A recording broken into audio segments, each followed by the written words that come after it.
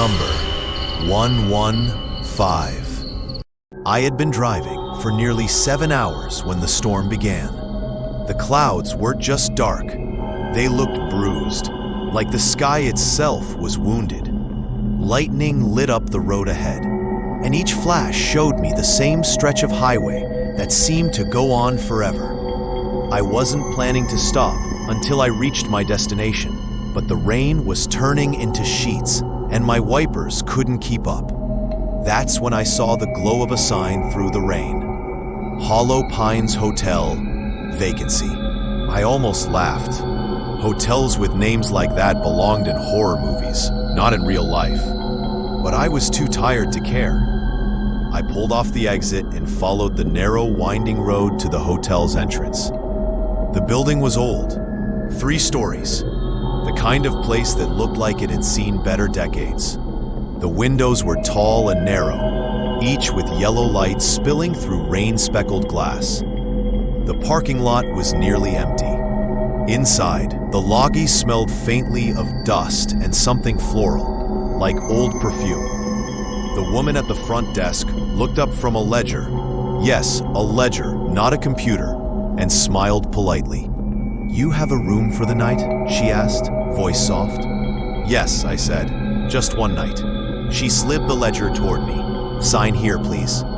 I glanced at the room number written in the column, 115, top floor. While she handed me the key, an actual brass key on a leather fob, she added, "Elevators at the end of the hall. The 3rd floor is very quiet."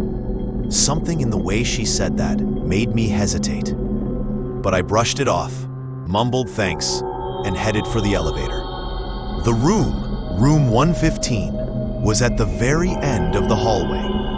The carpet muffled my steps, and with each one, I felt more isolated. When I reached the door, I unlocked it and stepped inside. It was normal, at least at first glance. A queen bed, a dresser with a mirror, a nightstand with a lamp, heavy curtains drawn across a tall window. The air smelled faintly musty, like the room had been closed up for too long. I tossed my bag on the bed and went to pull back the curtains. The rain streaked down the glass in jagged lines, distorting the view of the parking lot below. That's when I noticed something strange. The window lock was broken. Not broken like snapped, broken like someone had bent it from the outside. The first signs, I tried to tell myself it was nothing. Old hotels had old windows. I unpacked, set up my laptop, and called room service for coffee. They told me the kitchen was closed for the night, so I sat on the bed, scrolling on my phone, when I heard it. A knock. Not on my door, on the wall. 3 knocks, slow, from the side where there shouldn't have been another room, because I was at the very end of the hall. I froze. The knocks stopped. A minute later, the air in the room felt colder. Not the usual air conditioner kicked on cold. This was the kind of chill that sank into your bones. I pulled the blanket around me and tried to ignore it. But then I noticed the mirror. It was directly across from the bed, and in the dim light, I swore the reflection looked wrong, like the angle was slightly off. Escalation. Around 10 p.m., the TV turned itself on. Static. I grabbed the remote and shut it off. Not 30 seconds later, it clicked back on. When I unplugged it entirely, the static sound didn't stop. It was coming from the wall. I pressed my ear to the wallpaper. Beneath the hiss, there was another sound, whispering. I couldn't make out the words, but it was rhythmic, like a chant. I backed away and glanced at the window again. It was open. I know I didn't open it. The curtains swayed gently, though there was no wind.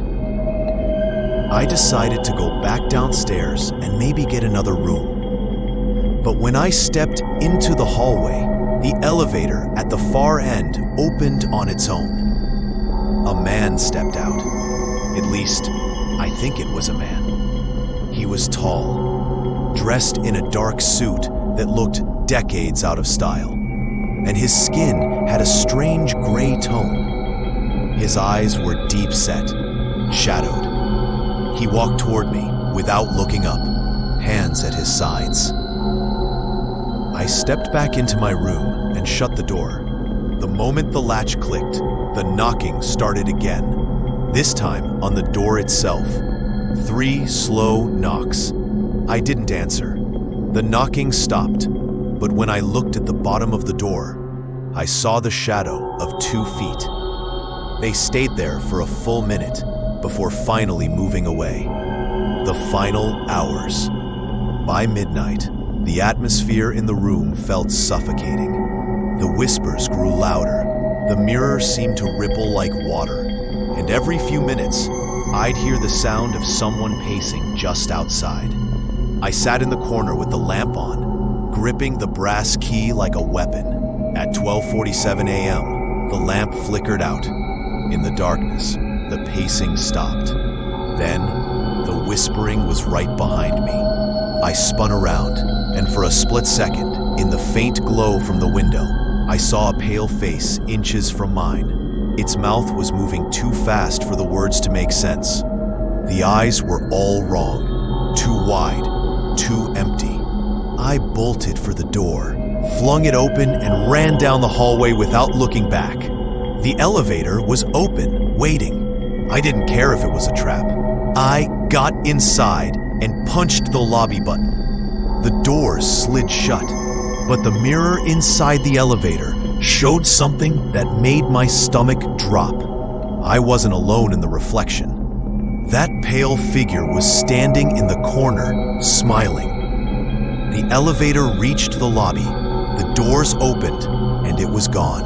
I didn't stop running until I was outside in the rain, fumbling for my car keys. I drove for miles before I dared to breathe normally again.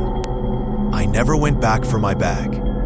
The hotel later claimed there was no room 115. They said the top floor was closed for renovations. But I remember the key in my hand, the smell of the room, the whispers. And sometimes, when I'm driving at night and pass an old hotel, I feel the same cold air on my skin, as if I never really left room 115.